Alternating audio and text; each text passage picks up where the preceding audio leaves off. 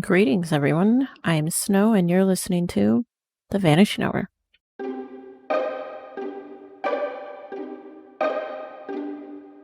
So, today we will be discussing a case that spans over 3 decades now. And although it is getting pretty fucking close to being solved, in my opinion at least, it has yet to be closed. This is a case I'm sure every millennial on some level has heard about. Maybe not know the details fully, but you've heard of it. Like many cases before it and after it, it's been splashed all over the media via docuseries and made-for-TV movies. There's subreddits that have a field day going over it in obsessive detail. There's books by investigative journalists who have dipped their toe into the case as well. And to top it all off, you literally can't throw a rock without hitting a podcast or a YouTube channel that's probably covered it. Which almost had me shine away from it, thinking to myself, what else could I possibly have to say that hasn't already been said? Boy, am I glad I covered it, guys. I found a few of my own nuggets that I am questioning that I will share with you today, tonight, whatever time it is right now. This is not your typical child abduction turned murder case. I can't talk today. Everything's mushing together. This actually has like so many twists and turns to it and mind fuckery that even I wasn't aware of, that I just felt I needed to share it. So I hope you feel the same way too. But enough pumping myself up here. Let's get started. This is The Vanishing of Amy Mihaljevic. So we're going to start out with a little history and background. So setting the scene and giving a little backstory here. Amy Mihaljevic was born December 11th, 1978. When she was 3 years old, she, along with her father Mark, her mother Margaret, and her older brother Jason, moved from Jackson, Mississippi to Bay Village, Ohio, after Mark accepted a position at an auto dealership near Cleveland, Ohio. They settled on Bay Village as their new home because not only was it only 14 miles west of Cleveland, but at the time it boasted one of the safest cities in the U.S. Bay Village sits right on the bottom rim of Lake Erie and is pretty much the quintessential all-American middle-class town. It has beautiful colonial-style houses with massive front yards, all lined with the white picket fences. Nobody ever felt required to lock their front doors because they all knew each other and trusted each other. Children would ride their bikes unsupervised throughout the town until the street lights came on and it was time to come in and eat dinner. It was just that town. On top of it all, it had the lakefront for summertime, so it pretty much just had everything you could be asking for in a town to raise your children. So that's where they decided to move. Now, Bay Village is not a big town by any means. It has its main drag, which is Wolf Street, which pretty much cuts through the town horizontally, and everything else pretty much branches off of Wolf Street, including Amy and Jason's school, Bay Middle School, the local Lake Erie Nature and Science Center, the police station, and the local shopping center where you would find most kids at, because it had a popular Baskin-Robbins posted right up on the corner there. Now, just to give you an idea of how close everything was to each other, all of the above-mentioned places were within a mile of each other, so maybe a 20-minute walk, if that, to get from one end to the other. All of these places are also relevant to the story, so just keep that in mind as well. So, with Mark nestling into his job at the dealership and the kids now getting older, with Amy and Jason becoming more independent, Margaret decided to get a job working at the local paper called the Trade-in-Times. This was an easy part-time job for her to fill in the now extra time she had during the day, and hey, some extra money for the home. Their marriage wasn't in the best place by this time, but they were making it work for the family and were continuing forward together. By the time the summer of '89 rolled around, Amy was well adjusted to life in Bay Village. She had tons of friends and was very outgoing. Her friends and family all described her as fearless and spunky and unique. She had her own bike that stood out from the rest of the kids in the neighborhood, that some may have thought was kind of odd or weird. I saw it, I thought it looked like a completely normal bike, but some people thought it was weird. But she didn't give a rat's ass. She was rocking it one way or another. And Amy had a huge love for horses, and she was actually attending horse riding lessons at a local farm called Holly Hill Farm, which was located about 3 miles southwest of the town she was living in. There, she made even more friends and earned herself some ribbons for horse riding that she was super proud of. Amy was also very smart and bright. She was part of the gifted program at school and was doing exceedingly well in it. She spent most of her time riding bikes with her friends or taking their family dog named Jake out for some adventures. She was respectful of her parents and elders in general, but she wasn't naive either. She kept her wits about her. She was just a good kid, plain and simple. One of Amy's close friends was featured on the Investigation Discovery's docuseries, The Lake Erie Murders, where she recounted an eerie memory she had that summer of 1989, just before the start of 5th grade for both of them. Her and Amy were having a sleepover at her house when they decided to pull out the infamous Ouija board most of us can relate to some terrifying childhood memories. So they set up their own sort of little seance, and Amy decides to ask the age-old question to the board, when am I going to die? Kristen, Amy's friend, swears that the board began to respond by spelling out the letters S-O-O-N. She says they both looked at each other, and while mildly freaked out, they kind of just shrugged it off and moved on to other things, including watching Dirty Dancing, because, yes, you're a goddamn liar if you say you don't love that movie. As the summer began to wind down and back to school season reared its ugly head, though, both girls didn't give that night much else thought. Enter the events of October 27th, 1989. It started out like any other day in the Mihaljevic home. It was a Friday, if I'm not mistaken, and Amy and Jason woke up and got ready for school. Jason, being in 7th grade now, left for school before Amy on bike. Not long after, Amy prepared to leave as well. Amy and Margaret had a mild exchange of words regarding some sort of disagreement, of which it wasn't exactly stated. Some sources also said that Amy told her mom she would be late coming home that day due to 5th grade choir tryouts. Regardless, Amy leaves the house and she begins the short ride to school via bike as well. Margaret later recalls the guilt she had for not leaving that conversation on a better note and telling her daughter she loved her, which I'm sure any mother can relate to. I always overload my kids with sappy hugs and I love yous when I'm dumping them at school because I constantly fill myself with anxiety over this exact situation. And I don't want to think that the last words to my kids would be anything other than I love you. Now, throughout this entire research process of this case, I had nothing but sorrow for the family as a whole, but specifically Margaret. You could just feel the sadness in every picture and interview and article that you came across. Usually, I just imagine being in that person's position and I get a sense of what they feel, like obviously on a much smaller level. But with Margaret, I didn't need to do that. You just looked at her and you felt it, and it just brought kind of the whole case to life for me in my head. I just can't imagine. I hope I never have to.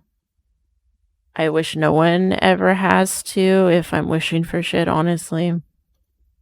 But anyway, Amy arrives at school and places her bike into an empty bike rack slot, locks it up, and heads into class. Now, this day is a little different than any other usual day in the 5th grade. This day, they have a uniformed officer come in and talk to, I believe, the 3rd graders and the 5th graders about stranger danger. Officer Mark Spetzel, who actually later becomes the chief of police for Bay Village from 2013 to 2020, I believe. He's there as just a regular, officer and informs all the children in Amy's class, including Amy herself, about the dangers of talking to strangers and the proper action you should take to avoid being put in stranger danger. Now, this detail just adds a level of irony to the case that is so eerie and ominous and kind of didn't really expect it to. Early into the investigation, it is found that at lunchtime on this day, Amy tells a friend of hers that she received a phone call. When exactly, the day before, a week before, I don't know. But she receives a call from a man stating that he is a coworker of her mom's and that she had recently received a promotion at work. And because of this, he would like to take Amy with him shopping for a sort of promotion present for her, with Amy's help, of course. To which Amy agrees. Amy says that she plans on going and doing this later today after school. Now, it is important to remember that Amy was not a naive child, like I mentioned earlier. She was smart and in tune with her surroundings. She had just come from a stranger danger lesson with a police officer. But she was well aware prior to that, and she knew better than to talk to people she didn't know or trust. Her parents said that Amy was friendly with people she knew and reserved with others, but she was comfortable talking with adults. So while the exact contents of the phone conversation are unknown, it is my assumption that whatever this person said to her, it had to have been enough to not raise any sort of suspicion in her mind. He must have had enough correct info that checked out in her mind to make it so that if she felt confident in trusting this person and what they were saying. Now, come to find out later on, though, Margaret, in fact, had not received a promotion at work. She did, however, recently go from part-time to full-time, something her coworkers would have known and possibly others, which we'll get into later. But Amy tells a friend that she plans to meet up with this person after school later that day. So at about 2:04 p.m., school lets out for Amy's 5th grade class.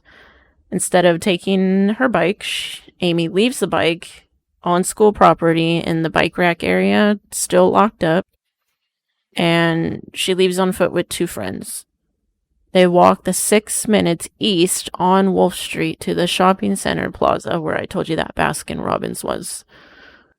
Upon arriving, Amy departs from the 2 friends and stands next to a lamppost right outside of the Baskin-Robbins. By 2:15 p.m., 2 separate students, both 11 years old, and both standing on opposite ends of the shopping center, spot Amy standing alone when she is suddenly approached by a man. So, airplane passing over. Give me a second. Okay, I think it's gone. After a brief moment, they both see the unknown male lead Amy off towards the parking lot with his hand placed on her back, resting on the top of her backpack. Amy is in no way in distress and appears to walk off willingly. The 2 witnesses, by this point, turn and direct their attention back to whatever it is they were doing. No one sees Amy or where she goes from this point on. They don't see her get into a car or walk off out of the parking lot on foot. Nothing. It's done. So at about 3 p.m., Jason's 7th grade class has let out, and he has plans to redeem a coupon for free ice cream from the Baskin-Robbins at the shopping center plaza. So he grabs his bike, and he rides the short ways down the street. As he's rolling up on the shop, though, he spots some trouble there. School bullies that he has encountered more than a few times. Jason pauses and decides it's not worth the trouble it's going to cause, and he decides to just redeem the ice cream at a different time, and turns around and he starts heading home. When Jason arrives home, he fully expects to see Amy there, propped up on the couch watching TV or something of that nature. However, she isn't there. She's not in her room either. Her bike isn't home. Jason waits a few minutes, expecting her to maybe come in through the door. Maybe she was over at a friend's or hanging out at the shopping center where most of the kids are if they aren't home by this point. But after several minutes, he makes the right big brother decision and decides to call Mom at work. Margaret answers the phone at her desk to Jason, telling her Amy isn't home yet. He says her stuff isn't there and he didn't see her on the route home, as in, maybe she got a flat tire or was hurt or something. Now, when I was researching, I came across a PowerPoint presentation that was released by the Cuyahoga County Police Department regarding Amy's case, which had a lot of useful information in it. And it stated that, again, Amy had told her mother that morning that she would be home late due to the 5th grade choir auditions. Now, this stuck out to me for a couple of reasons. Obviously, we know Amy had plans after school to go shopping with this unknown man who called her. So, was this a lie that Amy told her mom to cover up the shopping trip? Or was this factual and Amy believed she would be back home from shopping in time to attend choir tryouts? The police never stated if they checked this information out. Obviously, I'm sure they did. But clearly Jason was not aware of this information when he called his mom. In the docuseries, they stated that after receiving the call from Jason, Margaret begins to be a little concerned, which again confused me because it's only 3 o'clock, like 3-ish at this point, and if her daughter had told her she would be home late, wouldn't it be not that weird? I don't know, this is just a thought I had. But anyway, she senses something's a little off, so she hangs up the phone and she's contemplating whether she should leave work or not, when suddenly her phone rings again. This time, however, it's Amy on the other end of the line, which sounds so creepy. Like, it shouldn't be creepy, but it sounds creepy. But anyway, Margaret is immediately relieved to hear her daughter's voice. She asks her where she is, to which Amy says she's home. Margaret asks her, dear Lord, if everything is okay, and Amy says everything's fine. A moment later, they hang up. However, Margaret can't seem to shake that odd nagging feeling that moms get. So by 5:30-ish, she's leaving work and she gets home. She's greeted by Jason, and only Jason. She realizes then that Amy is not home and that she never was. Margaret, obviously, immediately jumps on the horn and starts calling up all of Amy's friends and their neighbors in an attempt to locate where Amy is at. When she realizes that she's not getting any useful information from that, she gets in her car and she rechases the same path that Amy would have taken to get home. She arrives at the school and she finds Amy's bike still chained up in the bike section. Margaret, officially panicked at this point, decides to head to the police station. By now, it's about 5:58 p.m. She arrives at the station and she files a report for her missing daughter. Police usually don't take missing children reports lightly, and so this was no exception. They immediately kicked it into gear. They headed over to the Mihaljevic house and began interviewing the family. Right around this time is when Mark returns home to a house full of police. He's taken aside and questioned, as was Margaret, so as to not have the opportunity to, get their stories straight. A very common procedure in missing anybody's cases. You start closest to the missing person and you work your way out, ruling everyone out. The sooner you cooperate, the sooner they can move forward in finding the person. It's always frustrated me when people fight back on that. It's like, I get it. It feels like wasted time to the innocent, but they don't know you or your life or your family dynamic, what it is that's going on in your home. They don't know anything. You're a stranger to the police. They can't just take your word for it. If they did that, then every family member involved in any child abduction or murder would be roaming free right now. So police can't help you if they don't have a starting point. Let them figure that shit out so that they can move forward. Sadly, way more often than not, family does have a role in disappearances of loved ones, so police must make sure family is ruled out in order to move forward. Aside from that, they also began to develop a working timeline of Amy's movements prior to going missing. By 8:45 p.m., they have volunteers and search parties walking creek beds, alleyways, wooded areas, parks, everywhere looking for Amy. A family friend decides to take Amy's school photo to the local Channel 3 news center and request it be ran on the nightly news. Now, initially, the news station was kind of opposed to the idea because she hadn't been missing for 24 hours. But for unknown reasons, they decided to, ignore that rule. I don't even know if it was a real rule for them. But they make the decision to run the photo, asking for the public's help in locating Amy that night. The FBI are notified, and by the next day, there's something like 30 some odd FBI agents able and working on the case. Now that sounds like a lot, which it is. So it's important to mention that Bay Village was actually home for quite a few FBI agents at the time. So when they were notified of Amy missing, most, if not all, were immediately available to start working on the case. Police begin to locate the eyewitnesses who left school with Amy and walked with her to the Baskin-Robbins area. They also locate the 2 eyewitnesses who saw Amy standing alone before being approached by the unknown man. Again, these 2 11-year-old schoolmates reiterate that they saw Amy standing alone before being approached by an unknown man and shortly after walking off into the direction of the parking lot where they last saw her. Both children are able to provide a description of the man that they saw, and it goes as follows. A Caucasian male, somewhere between 35 and 40 years old, slightly muscular build, somewhere between 5'7" and 5'11", with dark, possibly graying hair, somewhat wavy, with a bald patch in the back. Nice. And he may or may not have been wearing round, Coke bottle glasses. Or maybe not Coke bottle. Harry Potter glasses, you know what I'm saying? Are those Coke bottle?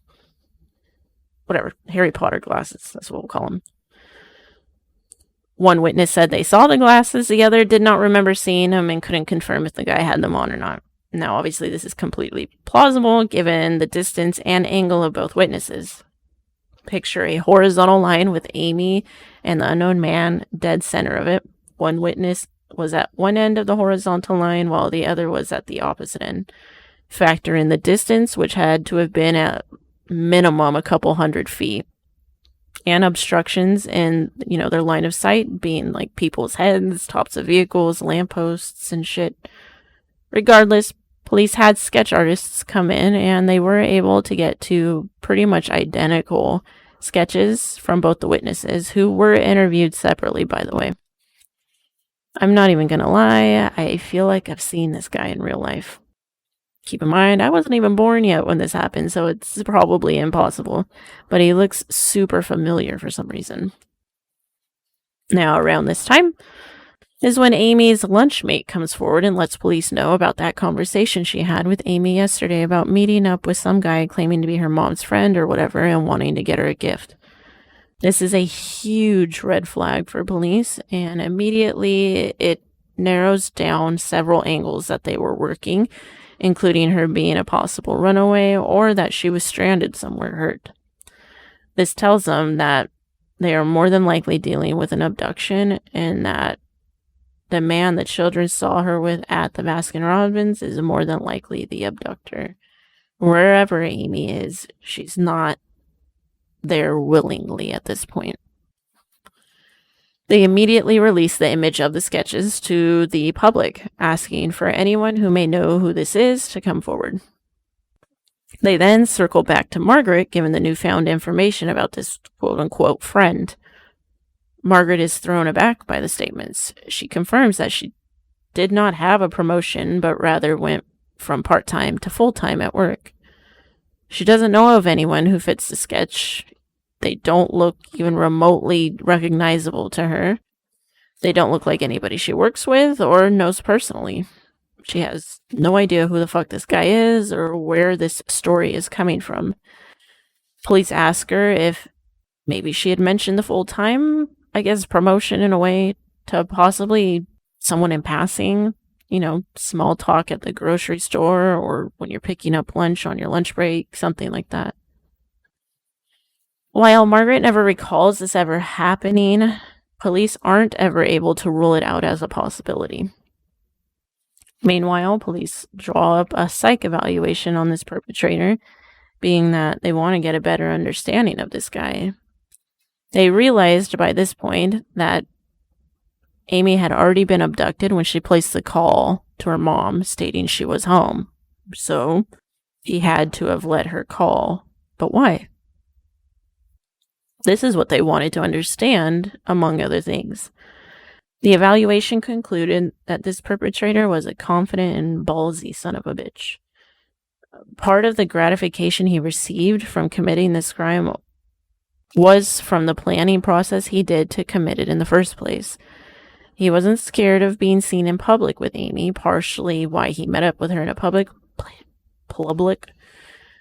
partially why he met up with her in a public place, but also to help her feel more at ease with the situation.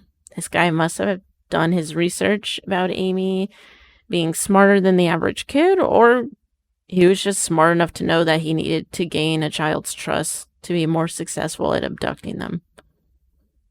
My gut tells me that he works or has worked around children for at least an extended period amount of time to know that. But they also believed the guy to be a master manipulator. They believed he allowed Amy to make the phone call to her mother for either one or both of these reasons. A, to alleviate any potential anxiety Amy may have been experiencing, and or B, it was his way of feeling out if there were any suspicions as to where Amy was yet. If anyone was aware she was gone, so as to gauge how much time he had before shit started to hit the fan. Police also took the sketches and witness statements to the FBI and had them better refine the portraits. 1 week after Amy's disappearance, the FBI made the decision to work the mysterious phone call angle, and they sent out letters to households all throughout the area to see if any other families had received similarly disturbing calls to their home. And what do you know? People had. I think a total of 3 other households came forward claiming to have received similar mysterious calls to their home. That same summer, prior to Amy going missing, a young girl and her brother were home alone. The girl was babysitting her brother while her mom was at work when the phone rings. The brother answers the phone, and after about several minutes, the sister grabs the phone from him and places it to her ear. The man on the other line says that he's an old friend of their mother's and hasn't seen her in a while, but wants to go shopping for a present for her and would like them to come along to essentially pick out something. This girl, not really buying what he's selling, hangs up and calls her mom. Her mom is like, hell nah, I don't know who the fuck he is, I'm calling the police. The police take the report, but given that no crime was actually committed and nothing more came of it, there wasn't really anything they could do. It isn't until Amy's case is splashed across headlines and the letters come in the mail that this family puts 2 and 2 together and they contact the FBI about it. Not long after this call, another call was placed to another home of a 10-year-old girl. She was home alone as well. The phone rings and it's a similar, if not the same man on the other line claiming to be this girl's mother's boss and that he wants her help picking out a gift for her mom. This girl says, well, I gotta ask my grandma for permission before leaving. To which this guy gets upset and starts making this poor child feel guilty for not trusting him and whatnot. The little girl hangs up, not liking the way this man is making her feel, and that subsequently ended there. Weeks later, Amy goes missing. The third was actually a continuous incident up until Amy went missing, and it was in a nearby town sometime around the same time as these other two incidents. Two young sisters were at home alone when they would start receiving numerous calls from the same unidentified man. They noted that the calls only came when their mother was not home, and every time there was an unknown vehicle stationed right outside their house. The caller would start out by asking them questions about them, how old they were, who were their friends, what did they like to do. And eventually, the conversation led to the man suggesting them helping him out in picking a present out for their mom. The girls never made any attempt to meet up with him, and from what I gathered, the calls eventually ended, again, right around when Amy went missing. Now, investigators took these calls very seriously, and in many ways considered it their strongest lead in Amy's case. At the time, there was no real way to track phone records, so that wasn't really an option. It sounds like the best they could do was confirm that they were made from local numbers. So they started looking for any patterns in the victims of the calls, and they found two very compelling leads. While interviewing victim number 1, they couldn't help but notice the horse riding ribbons and trophies on display in the little girl's room. On a whim, one of the FBI agents there asked the family where the little girl was taking riding lessons, if any at all. To their surprise, they found out that she was attending Holly Hill Farms, the same place Amy was attending. Police realized this was a huge lead and immediately began working it. They headed down to Holly Hills Farms, that's hard to say, armed with a search warrant, and began searching the place like madwomen. They bring in helicopters and sniffy dogs and a whole investigative team, and they find some disturbing things. One being one of the caretakers living at the farm. He was apparently a family member of the owners, and he lived out back by the stables. Witnesses there said the guy was just a little creepy. They didn't really say anything specific. They said that they might have thought that he had some mental disabilities, but they weren't sure. But what creeped him out the most was that he seemed to have a slight obsession with one of the students attending there. That student happened to be Amy. People said they suspected the guy of possibly having inappropriate contact with several of the students there, although they never had any proof of that. And given that both Amy and victim number 1's phone and address info would be accessible there at Holly Hills, police chalked this guy up as being suspect number 1, and they hauled him in for questioning. While out on the farm, though, police became further suspicious of this man when a pair of young girls' mint green sweatpants were found out in the foresty area on the property. The pants did fit the description of what Amy had been wearing that day, and so police collected the pants and they sent them in for forensic testing, or whatever form of forensic testing they had back then. Back at the station, they get a statement from the farmhand along with his alibi. They check out his alibi and it clears him for the time being, at least until the pants can come back from the lab. Without anything more concrete to keep him on, they cut him loose, but they do keep an eye on him. But they continue on with the investigation. The composite sketch that was released to the public ended up generating somewhere between 400 and 600 leads. A lot of those leads pointed at one man in particular, a handyman known to the area. He had worked on several people's houses, doing little odd and end jobs, roofing and lawn mowing and shit like that. One of the houses being, I think, 2 doors down from Amy, and it was no more than 2 weeks prior to her going missing. The guy fit the description pretty well of the composite sketch, and he also lived directly across from the shopping center that Amy went missing from. And some observers felt that his behavior turned a little odd in recent days, especially with him suddenly turning up at church and seeming all upset and distraught. It was just weirding people out. So police were like, all right, well, let's bring him in and talk to him. He gives his alibi that on the day Amy went missing, he was over at a friend's house, pretty much crying his heart out about the failure of his relationship with his significant other and it falling apart. So police are like, well, let's call up the friend and ask them on the spot where you were at. The friend is actually able to confirm his alibi down to the T. So with nothing real to go off of, they have to cut the guy loose as well, and they subsequently crossed him off the list. We take a sippy sip here.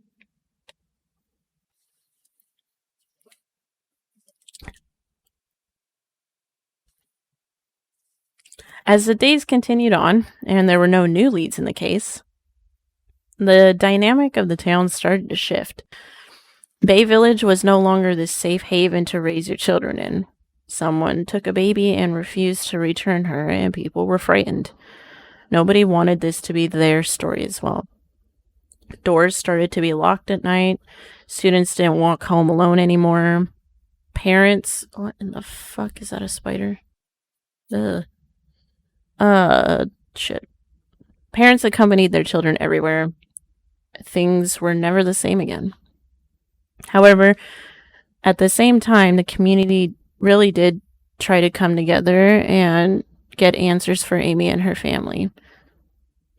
They decided to form what was called the Amy Center, which was pretty much the central hub of all things community-wise related to helping locate Amy. People donated food to the investigators working the case. They answered tip lines, made and distributed flyers, and formed volunteer search parties to go out and look for Amy. Around this time as well, America's Most Wanted picked up Amy's case and featured it on an episode. That's kind of when Amy's case really reached a more national level. And with this new reach came new leads. The National Center for Missing and Exploited Children received a call 5 weeks after Amy went missing. The call only lasted a few seconds, but what was heard sent a jolt of hope through the case. A young female voice can be heard saying, quote, "My name is Amy Mihaljevic, and I am in Farmington, Maine," before abruptly hanging up. Obviously, they sent this to the FBI working the case. The recording was played for the Mihaljevics, where Margaret listened and what is going on with my mouth today? Where Margaret listened and exclaimed, "It's her." With Amy's own mother believing the voice to be Amy, FBI began the daunting task of tracking down Amy in Maine. They headed out there, they partnered with the FBI out there as well, and law enforcement, and they followed what trail they hoped to find. Only there was none to follow that led to Amy. There were zero signs or clues that ever corroborated that Amy was ever in Maine. Police turned back to the recording and had it analyzed further. Results came back that the voice was not Amy's, but rather someone who had been known to make hoax calls, I guess, in the past for prior cases. Criminal charges were never pressed due to this person suffering from known mental health issues, and at the time they were getting treatment.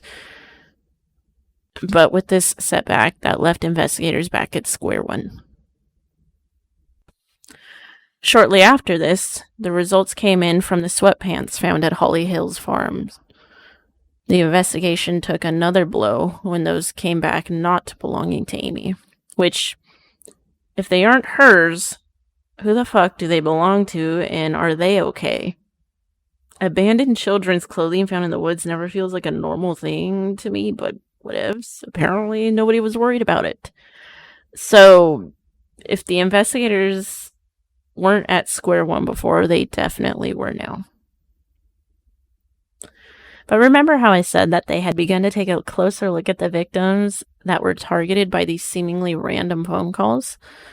What was strange about these calls was that they appeared to have no relation at all. None of these families were related in any way or had friends in common with each other. None of them went to the same schools, churches. The parents didn't work at the same locations. There was nothing to indicate a connection. So how did this come to be? Upon further inspection, it turned out that these kids had all one singular thing in common. And that thing was named the Lake Erie Nature and Science Center. Every child that received a call, including Amy, had visited the Science Center at some point. Now, they didn't elaborate on a time frame, so that had me wondering, was it all within a few months of each other? Did it date back years? Or was it they had all visited on the same day?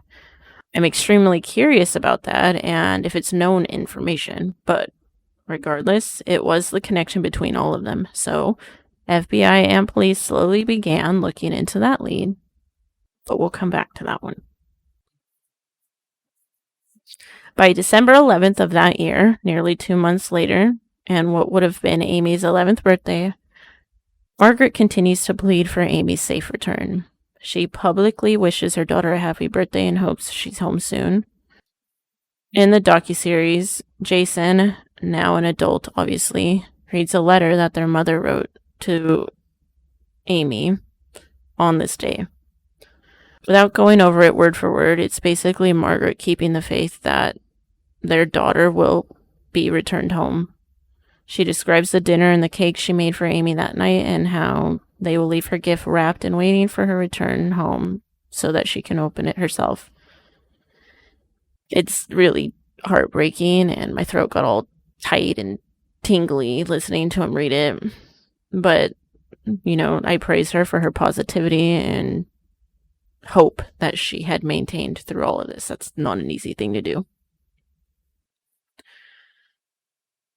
So, February 8th, 1990. That's, October, November, December, January, February, 4 months later. Ashland County, which is roughly 50 miles southwest of Bay Village, at about 7 a.m., there's a jogger who is out on a long stretch of rural, pretty remote highway called Route 1181 when they suddenly spot a lump laying maybe 15 feet from the paved road. For some of the reports that I read, it sounded like the person thought it was like dumped clothing or something of that nature. But as they got closer, they realized it was the body of a small child. They immediately called police. Investigators in Bay Village received word of the body found, and they reported to the site immediately as well. Now, it was pretty evident when they got there that it was more than likely Amy. The victim was wearing the same clothing that Amy was last seen in. About 1,000 feet north of where her body was found, near like a turnoff/ditch type of area, a makeshift curtain made from a blanket or a comforter of sorts was found dumped as well. Now, given the nature of the area and this being literally out in the middle of bumfuck nowhere, police immediately collected this with the suspicion of it being related to Amy. 14 feet away from that thing was a jacket-type garment that too was also collected as evidence. Nothing more has been said about this jacket, to my knowledge, for the remainder of the case. I couldn't find anything that stated it was a child's jacket or an adult's, or if it was even found to be relevant or not to the case. It's just weird. This jacket's mentioned one time and then disappears. The curtain, however, comes up again, so keep that in mind. I will be swinging back around to it. Aside from these articles, though, there wasn't much else out there at the scene. According to the police, there wasn't anyone living near the area. It was all open fields, which, I mean, they aren't wrong, but in their own presentation of the case, they have like an aerial shot of like the entire area where she was found, and there's literally a fucking house like 100 feet away. I found that odd. that there was no mention of the occupants being interviewed or stating that they saw something or that they saw nothing. I thought it was odd that a body was found so close to this residence of sorts, and the people there have zero to say. That's, of course, assuming this house was there then. There's no date on the image, but it is from the police/prosecutor's office, so I don't fucking know. I'm just curious, and I'm picking at shit. She's found in a field that has been maintained by someone at some point. It did become a cornfield as of 2014, according to Google Maps and my nosy ass. What it is now, I don't know. But there's obviously civilization somewhere nearby. Anyway, another thing investigators noted at the scene was that this was clearly not where Amy had been murdered, but was more of her dump site, sadly. However, this wasn't some place that police felt was like a drive-by dumping. The location made it clear to them that for someone to abduct Amy from Bay Village to whatever it is that they did and decide to leave her here, they had to have had some sort of ties to this area. So they kept that in mind as they continued their collection. Not long after, Amy's body is taken to the coroner's office where an autopsy was conducted that same day. Now, this is where things start to get a little stranger for me, and I had to do a little bit more digging. Some of it can be graphic and uncomfortable to hear, so I'm just warning, fast forward like 5 minutes if you'd rather not hear the details of the autopsy. So, the autopsy report has never been fully released to the public, at least not that I could find, and I looked pretty hard for it. But snippets have been featured in both the PowerPoint presentation I keep referring to and that docuseries I mentioned. I almost missed some of the details that I'm about to go over, but for those of you that listened to the Vanishing in Lacrosse Part 1 episode, listen up, because you'll hear some things that sound very familiar. So to start, the coroner gave a description of the body and what Amy was found wearing, along with what was missing. Amy was found in her mint green sweatpants, a light blue sweatshirt that had a pretty significant amount of blood on it, along with a distinct V design pattern on the front of it, as well as white socks with pink and blue stripes. Her underwear were found inside out, which insinuated a possible sexual assault.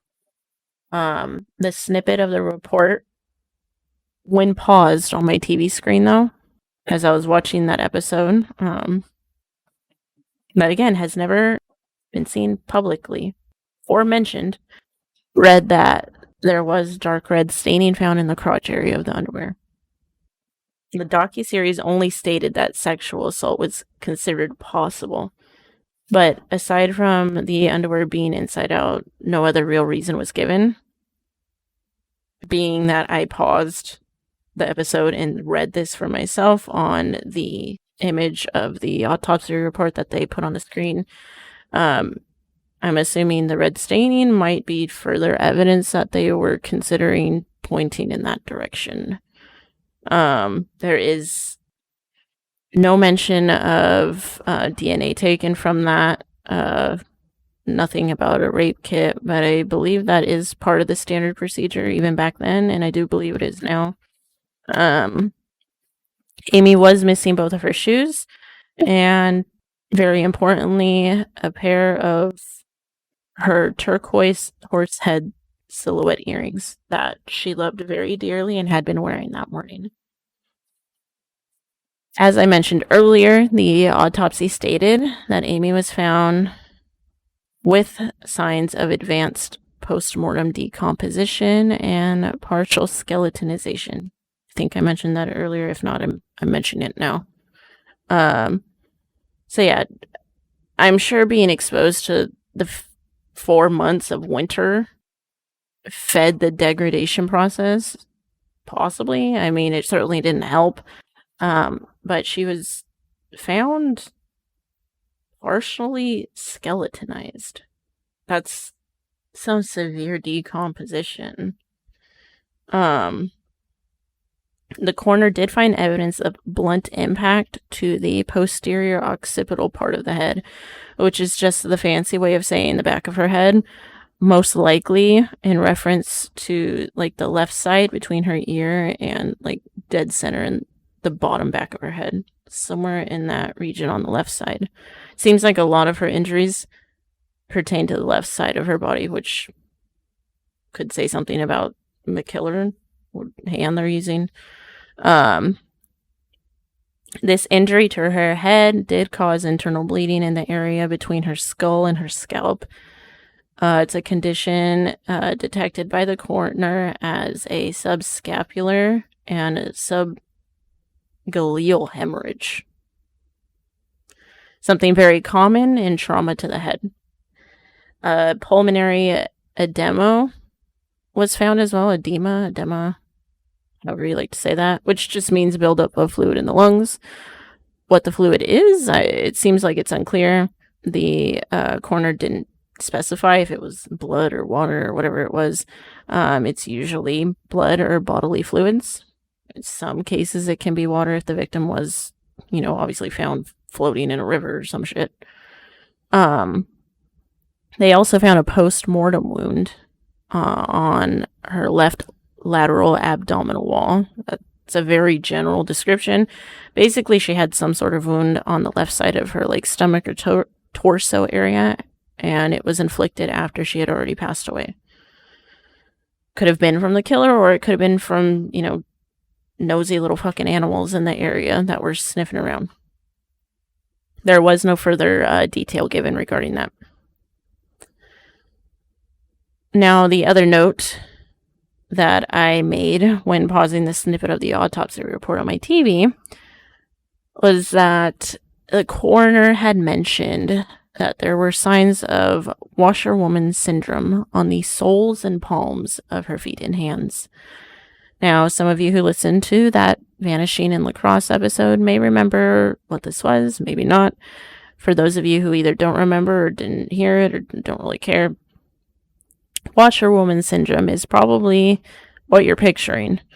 When you're in the tub for a long time and your skin starts to shrivel up and look all pruny, picture that and then magnify it times 100 and you got Washerwoman Syndrome. It's a very common post-mortem in decomposing bodies found in water. But yeah.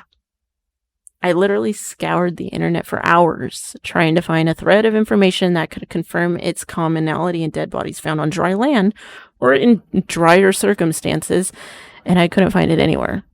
That doesn't mean, obviously, that it's not possible. I'm not an expert, but I couldn't find anything. Everything had water attached to it. So, in the meantime, I'm thinking, okay, what the fuck? Why does she have washerwoman hands? Someone explain this to me, please. So my brain went through all the logical scenarios to try to explain this away. Was she found in a puddle or a drainage ditch or a marshy type land? No. All right. Was it snowing or raining? I mean, this is February in Ohio. It would be completely probable, right? No. Not a single lick of snow as far as the eye can see in any of the crime scene photos. And they have huge aerial shots of the entire field and then some. They have video footage. They have, the media coverage of it too. There's multiple sources. There's not a single patch of wet ground or snow, old snow, new snow. Just the signs of wetness. There's nothing. On top of that, if it was cold enough to snow, wouldn't she be frozen? There was no indication of that either, especially since they did an autopsy that same day. We all learned from the Lacrosse episode that when a body is frozen, they let it defrost before an autopsy. So I'm like, okay, well, she's in a field that had to have been growing crops at some point, right? I mean, it's growing goddamn corn as of 2014, so that couldn't have been the only time it was growing shit. So maybe there's an irrigation system or sprinkler system that, was actively working in the area. It's sure. But there was no mention of her clothes being wet whatsoever, for one. And secondly, who would want to water an empty field? Like, who would be paying that fucking water bill? It would be so much money for nothing being grown. So again, I ask you, why does she have washerwoman hands and feet? She's missing her shoes, but she's got socks on. I'm sure on some level I'm overthinking the shit out of this one, but coming off of the drownings cases, I am hypersensitive now to water damage and shit on a body. It makes no sense to me and my limited knowledge. I figured I'd share it and get you guys potentially amped the fuck up about it too. If you guys want to see it for yourself, at least the Autopsy Report, the docuseries Lake Erie Murders Season 1, Episode 3, 5.5 minutes in, boom, flashes across the screen. Pause, read. Now, despite all these findings, none of these were actually the reason Amy died.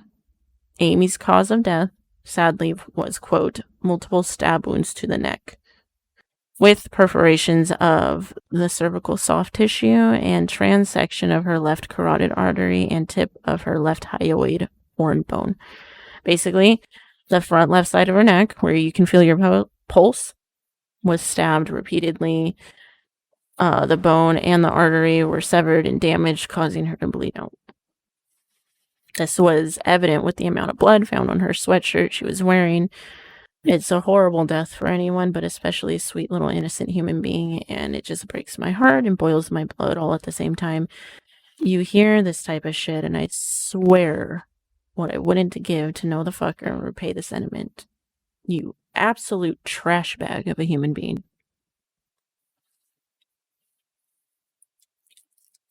Anyway, let's continue onward. The blanket/curtain. Police submitted it for testing, or, whatever their testing was back then. They found some sort of fibers on it, kept them, and were like, well, we can't really do much else with this, so they held on to it. Now, don't worry, it is pulled out at a later point and tested again, only with more updated technology that does produce some interesting answers. But for the time being, we got this blanket curtain that was found 1,000 feet from a crime scene that has some funky fibers on it and may or may not be related to the case. We store it away. We do note, though, that it looks like a poor people's curtain. By that I mean someone took a goddamn comforter and made a shabby curtain out of it. We're not looking for Daddy Warbucks here. I can say this because I myself have used a blanket as a curtain more often than I'd like to admit. Does that mean I murdered a child? No. It means I'm poor, though. So do with that what you will. 2 weeks after the discovery of Amy's body, she is laid to rest. Now, the church was packed. Everyone came to pay their respects to this fallen angel baby. Police took this opportunity to look for anything suspicious. With the church's permission, they placed hidden cameras inside and outside of the building. They had undercover agents scattered throughout the area, all in hopes of catching something, anything really, that was out of place. There was nothing. Whoever did this either was smart enough to stay away or was able to play it cool and not stir up any suspicion while they were there. With the discovery of the body, though, this changed the investigation completely. While they were still working the notion that it was possible Amy was already gone, they remained hopeful they could find her alive. I mean, it has happened before. Now that wasn't the case, though, this was a full-fledged homicide investigation. Police circled back to all the early suspects that they had and rechased everything. That brought up Holly Hill's farm dude again, the potential whack job that was mildly obsessed with Amy. This guy volunteered to come in to take truth serum. Yeah, you heard me right. It exists. Truth serum to clear his name. Police administered, and sure enough, this guy had nothing to hide. He was telling the truth. So police cut him loose, and that was literally the end of the Holly Hills farm caretaker suspect. However, it was right around this time that a new suspect was looming in on the radar. This guy was another whack job that had found his way and wiggled himself in pretty close to both the investigation and the family. He was a volunteer at the Amy Center. This guy not only looked strikingly similar to the composite sketch of the suspect, but he had started volunteering at the center almost immediately and began trying to build like this weird closeness with Margaret from the jump. He offered to clean her home, and he always made attempts to like hug her unwantedly. He'd mail her things constantly. And then when the news of Amy's body was announced, this guy for some reason checked himself into the hospital for reasons I'm not completely sure of. Obviously, when police get wind of this dude, they decide to take a visit over to his place. They find out that he's dead. Yeah. He essentially killed himself by drinking some sort of like poisonous concoction, and he sadly died. Without being able to question the guy, police really only have his belongings left to go through, and of course to interview people that knew him. Upon interviewing his friends and family, they come to find out that this guy was actually battling severe depression. He was having major issues at work as well as issues with his significant other. When hearing that, I began to feel really sad for the guy. Police searched his home. They found nothing incriminating or related to Amy or the case in any way. They did find a thrown-away suicide note, though, that reiterated all of his struggles. Ultimately, he was ruled out.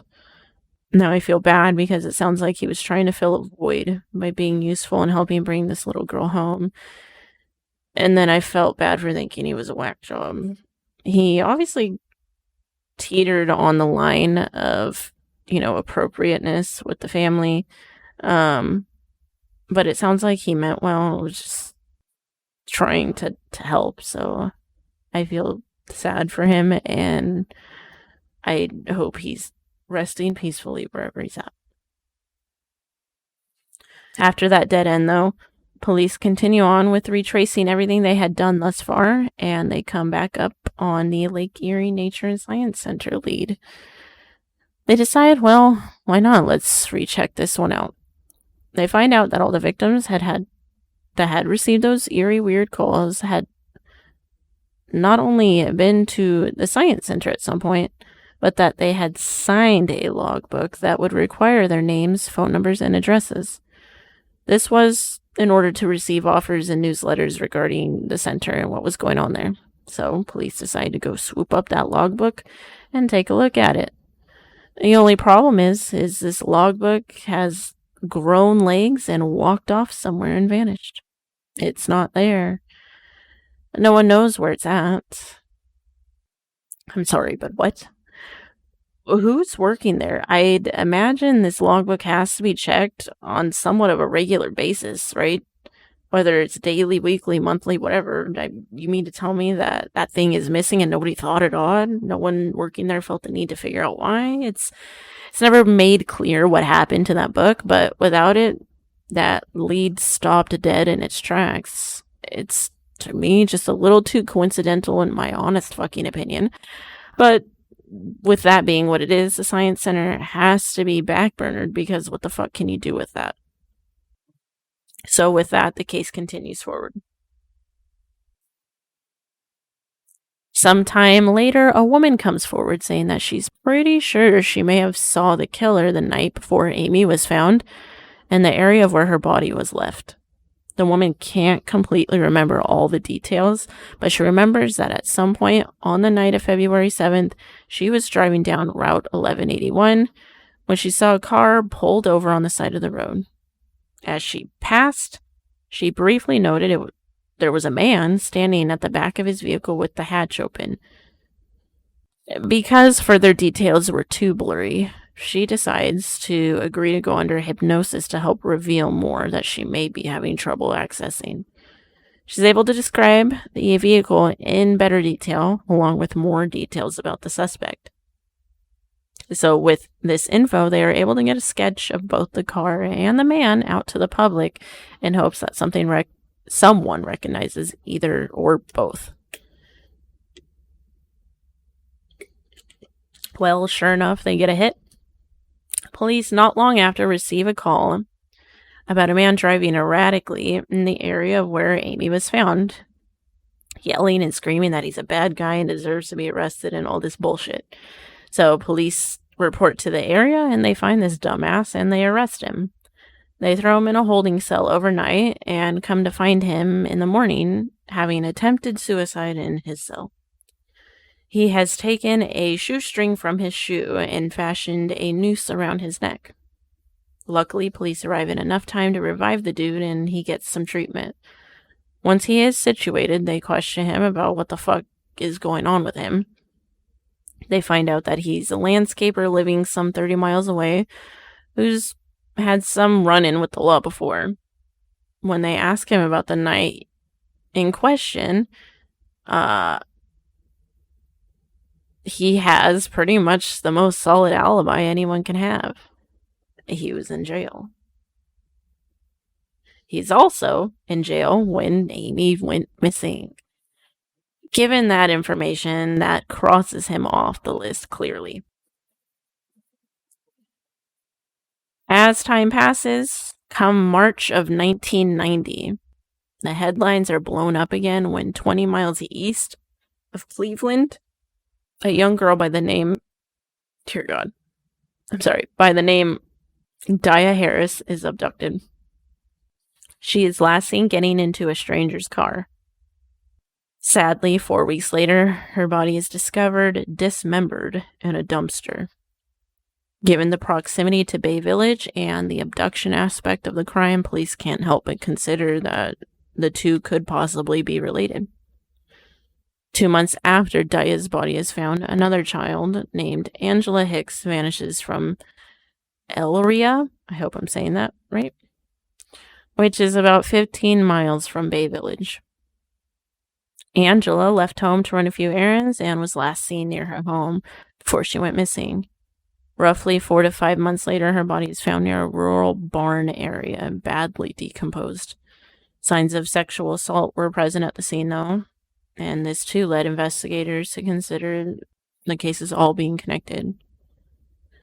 So with these new cases sprouting up and questions arising about a serial predator on the loose, police have to work these at the angle that maybe they're related to Amy as well. So they decide to begin looking at child abduction or murder cases before Amy's to see if there were any connections to those as well. One very prominent case that took place roughly in the same area as Amy's was that of April Tinsley. It's probably one many have heard about. April was an adorable 8-year-old girl living in Fort Wayne, Indiana, just 3 hours from Bay Village. 1 year prior to Amy going missing, April left a friend's house to head home to pick up an umbrella before heading back to the friend's house. As she was on her way home, she was violently abducted by a man in a blue truck. 3 days later, her body was found in a ditch. She had been sexually assaulted as well and was missing a shoe, leading police to believe it was a potential trophy kept by the killer. For some time after the murder, the killer would leave taunting graffiti and notes around town boasting of the murder and threatening that they would kill again. Honestly, the writing was horrendous. I couldn't make out what the fuck it said, so bravo to the task force that pieced those messages together. Now, while the cases had some differences, they had similarities as well, and it had to be considered. Now, decades later, April's case has since been solved, and her murderer is serving 80 years in prison. Dia's case as well has been solved, although some believe that they got the wrong person. Her case, in particular, is probably a case that will be covered at a later point. It's extremely interesting. Angela Hicks's case is another that needs to be discussed. It has been cold for a very long time, but I was curious, so I Googled it real quick, and as of 2019, it looks like her stepfather may be the one who did it. There will be more to follow up on with that, though, but back to Amy's case. So, obviously, with these cases all ending up with different outcomes, they didn't end up finding any sort of connection to Amy's case. Not long after Amy's abduction, her parents filed for divorce. Jason had originally stayed in Bay Village with his mom, but as time went on, Margaret started to slowly deteriorate. She became closed off to the world and would come home and just hide inside of Amy's room. Jason eventually went to live with his father, who 4 years later remarried and began a new life with his new wife and stepkids. From all accounts, it seems like they are a happy and supportive family who accepted both Mark and Jason openly. Sadly, Margaret's story was a little different. She wasn't ever able to recover from the pain of losing Amy. For a while after, she remained in the spotlight pushing for justice for Amy, but as the years went on, though, she eventually moved out of Ohio and to Las Vegas to be closer to her mother, where she eventually passed away under unknown circumstances. If I had to venture a guess, it would have been a broken heart. It's just a very sad end to a very sad, broken mother, and I hope she has found peace as well. Amy's case, though, was far from over. Police were still investigating any and all leads they received. Some included a retired Bay Village resident who owned a home a block from where Amy was abducted in Bay Village, but was also known to have a trailer that was located in an area associated to another abduction case. Police found he resembled the sketches of the suspect, and they decided to bring him in. They then realized they have spoken to him already. In the early days of the investigation, this man, among others, was questioned due to A, him being present at the shopping center the day Amy was taken, but B, he also resembled the sketch, so he was talked to then. Apparently at the time, he was cleared of suspicion, but now given the new information police received and the calls that are coming in about suspicious behavior, police had to talk to him again. This guy apparently had housekeepers that called in because they were weirded out when they found some creepy things in his house, including a book about abductions, which, I mean, you could probably find that in mine, so I feel a little attacked there. But what you wouldn't find, however, in my house are pictures of the shopping center in which Amy was abducted from. Police are interested in these alleged photos, so they get a search warrant, only they are not able to locate these photos. The housekeepers swear on their lives that they were there, but they have now vanished from the area for unknown reasons. Police move on to the trailer that has them suspicious of him, and now 2 crimes. They find out he has since sold the trailer, so what do? They track it down. Forensics tears the space apart, and they find nothing. Why would they, though? It's been years, and now has had several owners. I'd be shocked if they found anything. So without much to go on, they cut the guy loose, but they don't let him stray too far. He does remain on their watch list. 10 years after Amy's abduction, one calm Sunday morning at a church in Fairview, which is within ass's reach of Bay Village, a large, shaggy man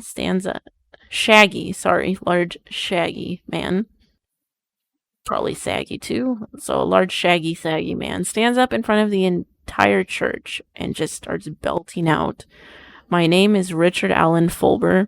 I am known as Satan. I killed Amy Mihaljevic." Well, there were some off-duty cops praying in the pews that day because within seconds this guy is steamrolled and on the ground detained. He's brought in and questioned. Turns out he's another whack job that is just off the rails and decided to throw Amy's name into the mix of his fuckery. Ultimately, they realize he's off his meds, he needs help. There's probably little to no truth to what he's yelling here, so they cut him loose and they make sure that he gets the help that he needs. Come 2008, this case seems to become super prominent with investigative journalist James Renner. This guy seems to have his paws in a lot of the big cases. Another big one, aside from Amy's case, I've seen him in is the Maura Murray case, which, don't get me started, that's just another mindfuck of a case that will probably be covered at some point here. Anyway, I probably shouldn't say this, but this guy's a great writer. He's done nothing wrong to me or to anyone, to my knowledge, and by all appearances seems to want to help. But I don't know, man. There's something about him that just makes me want to yell "suck up" in his face. you ever have a person like that, like, that's literally done nothing bad to you, and you're just noping the fuck out of anything to do with them, and you feel like a total dick, but you are who you are. He's one of many for me. My list is long. I'm a dick. I'll be the first to openly admit it. But there, I said it. This guy annoys me. But hey, he wrote a great book, and he developed a lead in this case that I initially thought had a lot of promise, but then I found other stuff, and then I was like, nah, sorry, dude. You tried, though. Yay for you. But let's cover his theory and stuff that he found, because it is interesting. So in 2008, Renner gets a call from a former student of the Amherst area, located near Bay Village and the county I believe that Amy was found in. Anyway, this guy gets a call from an old student who attended in that county. The student says that Renner should look into a former teacher from that area who also doubled as a volunteer at, you guessed it, the Lake Erie Nature and Science Center. This teacher would dish out extra credit to any student that attended the center. He also taught middle school science and had like lots of animals and critters and shit, and was apparently breeding mice for some reason. I'm assuming science related. Well, when he had like an overload of mice, he would then donate them to the science center, where they would then be used as food for the snakes, which is just the saddest thing to me. I had a cousin, bless his soul, who had a snake, and I can remember being a kid and visiting and watching him feed live mice to that thing, and it traumatized the fuck out of me. Anyway, this teacher did the same shit, I guess. Now, according to Bay Village Police, they spoke to this guy already. He denied ever stepping foot inside the science center. Period. Renner was like, okay, but how, when we have all these people saying you had been there and were actually a volunteer, you lying sack of shit? So Renner looked into the guy a little more. At the time of Amy's disappearance, this guy was living 2 miles from where her body was found. He was a, quote, dead ringer for the sketch. And upon further digging, Renner found out that the principal at the time he was working said he was investigated twice for improper relationships with students. I don't know what the outcome of those investigations were, but it's never a good sign when you're being investigated for that twice. So with all of this information, Renner decides, I'm going to go find his ass. So he tracks him down. He apparently left the area in 2003 and had since moved to Key West, Florida. So Renner heads out there in hopes of getting some answers. He spends something like 2 days looking for the dude, and he can't find him anywhere. So with the last 30 minutes left of his trip before having to like turn around and head back to Miami to fly back home, Renner claims he was stopped at a stop sign in some residential area when suddenly this guy is walking right past the hood of his vehicle. What are the odds? So he pulls over and starts talking to the guy. Long story short, the guy never once denies any involvement. He doesn't defend himself, nothing, ever. Renner says that when asked about the science center, he denies any knowledge of being there. Renner sort of tricks him, though, and says, well, what if I told you I had a picture of you and a student at the nature center? What would you have to say about that? Apparently, this completely changes the demeanor of the guy, and his response, word for word, according to Renner, is, quote, I never told police I wasn't there. I only told them I don't remember being there. So when Renner presses for what else you don't remember, the guy ends the conversation and tells him to fuck off. So, given the new information, Renner takes that back to the police, expecting a huge break and efforts into bringing this guy in and yada, yada, yada. Only none of that happens. He assumes there's just not enough evidence, which he's probably right. What are police going to do with you walking in and being like, hey, this guy said one thing to me, but he told you guys another? It's just not enough. So fast forward now to 25 years since Amy disappeared, which I think is sometime around 2015-ish. DNA has obviously progressed leaps and bounds. So guess what comes out of hiding? The poor man's curtain. Yep, those fibers are sent for testing. Some of them come back as being dog hair, of all things. And not just any dog hair. Amy's dog hair. Back in 1989, police collected some of Jake's fur and saved it for testing. He obviously had since passed, but they still had the samples. They tested them against the ones found on the blanket, and they were a match, which confirmed the relevance of the current to Amy all these years later.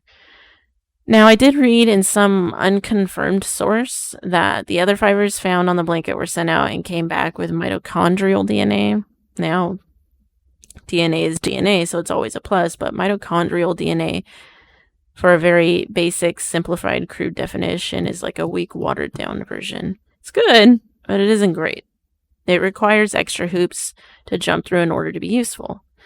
Now, if high school biology serves me correct, and I'll be completely honest, it may not, I think mitochondrial DNA is inherited from our mothers. It's the half of the DNA we get from our mom. So, unless you compare these samples to a direct sample you have to run it through the database, and you'll have all these diluted, irrelevant matches because it's only a partial clip of your genetic makeup. Don't get me wrong, it's still 100% useful, but it needs the right sample to compare it to. But with that in mind, let's circle back to this blanket. Now, I told you all Amy's sweatshirt was soaked in blood from her wound. The autopsy report even included that as a description when surveying her clothing. Now, police speculate that the curtain was used to wrap her body in for transport. So, can somebody explain to me how there's no goddamn blood on this thing? They say that the only way her dog's hair could have ended up on it is if Amy transferred it onto the blanket off of her person. So she had to be rubbing on it at some point. Now, the thought crossed my mind that maybe during and after her death, she was on a different surface and then transferred it onto this when they were getting ready to leave her there. Guys, it is possible. But when I think her body was badly decomposed. They said she had been out there for some time. She was partially skeletonized when found. That's not easy to transport and keep intact, I'd imagine. Stuff would start, to fall apart, right? If you transported her in the condition she was in that blanket, let's say a week before she was found, hypothetically speaking, because the police didn't give a time frame. They didn't say they thought she'd been there the whole time, but they didn't say that they thought she was freshly put there either. So for argument's sake, let's say a week prior. Wouldn't that cruddy blanket have more staining on it? I mean, this is like a diarrhea pea green colored curtain blanket. It's got dirtiness, almost like the faintest of stainage that looks similar to like a blanket that was once stained and washed a million times to the point where it's barely there anymore. It just looks old. It doesn't have an area of like dark stainage where a body with severe head trauma or neck trauma would be laying on and leaking onto, or, a badly decomposed body, or, fluids ooze and stuff turns to mush. Like it looks like a dusty, shabby blanket. And it's dry. I just found it very odd. Also odd, the Washerwoman Syndrome. I'm telling you guys, this shit is just odd. The evidence is very weird to me. Obviously, I'm sure there's a lot that police keep closed off, so maybe in actuality it all makes sense. But, to a nosy-ass outsider like me, what the fuck, guys? Now, to end this off, here are a few updates in the case. The man I'm about to talk about is Frank Dians Jr. I think I am saying that correct. Who is currently serving time for the murder of Joe Kopp, a longtime friend of his / roommate. Frank apparently snapped on this guy in March of 2019 and shot and buried him in his backyard. Joe was, a longtime homeless transient type of guy who had been living in Bay Village with Frank since about 2009, I believe. Now, this sounds random, but what made this relevant, though, was why people believed he had killed Joe. So, police originally interviewed Frank in 1995 in regards to Amy's disappearance and murder, mainly because he was called in as a lookalike to the sketch.